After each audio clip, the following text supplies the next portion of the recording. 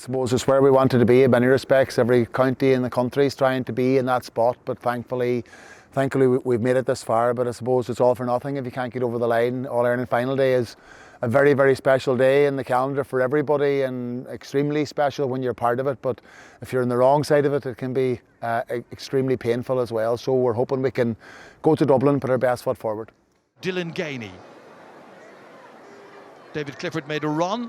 Clifford ignored him, but there's a space here, and that should be another one, and is. And the clenched fists of Micheál Byrne celebrating his return to the championship team.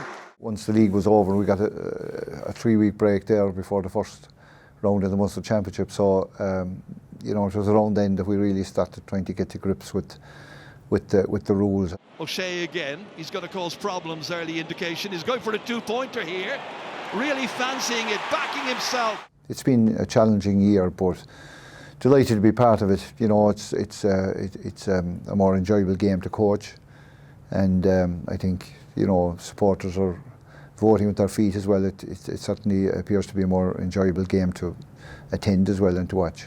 Oh, there's no magic. Hey, it's good players and I suppose hard work in many respects. That's what you're looking to do, and these fellas are. There's a lot of talent in the dressing room, and there's a lot of honesty in the dressing room, and they're working really hard every single day. And I suppose they've kind of manufactured this situation now for themselves. It's been a long road, but it's been a road that's been very, very worthwhile up to this point, and hopefully now they can take the opportunity that's been presented. Gallen, what a finish by Oisín Gallen, set up by Colin McColgan. We obviously have to curb, Donegal from racking up anything like the score that they put up against Meath, and try and get our own game functioning. That's easier said than done. And Donegal are, a formidable side, look to be, have great running power and a lot of weapons, and just have a right good mix with the likes of Michael Murphy coming back to give tremendous leadership. Yeah, wind in his face, but he makes little of that. And that is another orange flag and a 3rd point for Michael Murphy in this match. We know what's coming. We know what's coming down the track. Obviously Jack has huge experience of All-Ireland final day and huge success. And the players that they have at their disposal and the marquee forwards that they have, it's a huge challenge. It definitely is. But as I say, we'd prefer to have that than be sitting at home watching it on the TV. What a ball in around the back. Here's a goal chance, surely! Who else but David Clifford? Sure, David gets a lot of attention every day he goes out, and he manages to deal with it. Sometimes you'd wonder how he manages it, but he's got a good temperament, good head on his shoulders, and manages to, influence games despite getting a lot of close attention. So, but we think we have a lot of other threats from other areas as well.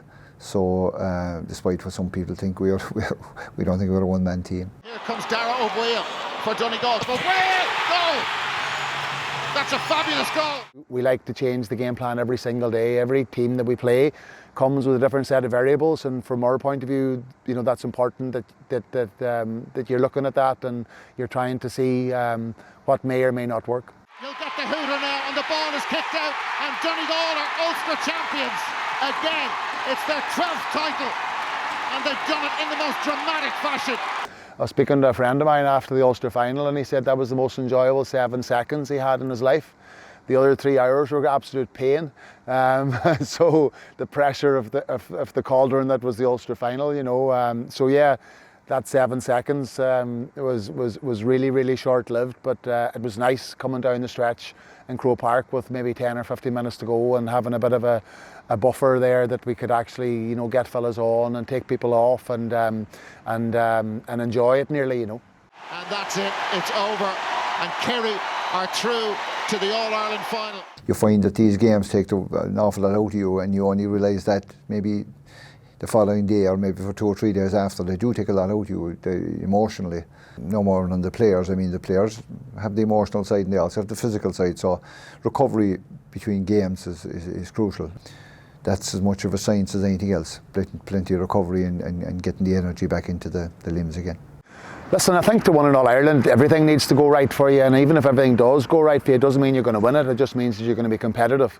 And there's levels there. It's the last game of the season, and everything's on it. and you're playing against a team that are obviously very talented, and they're going to bring a huge amount of challenge to the occasion. So for us, it's about sort of trying to get the best performance out of ourselves that we humanly possibly can, and then just trust the process after that in the context of the result, because it's something you can't control anyway. And if we get a real good energy and a real good positivity, in terms of the game plan, we'll live with the rest.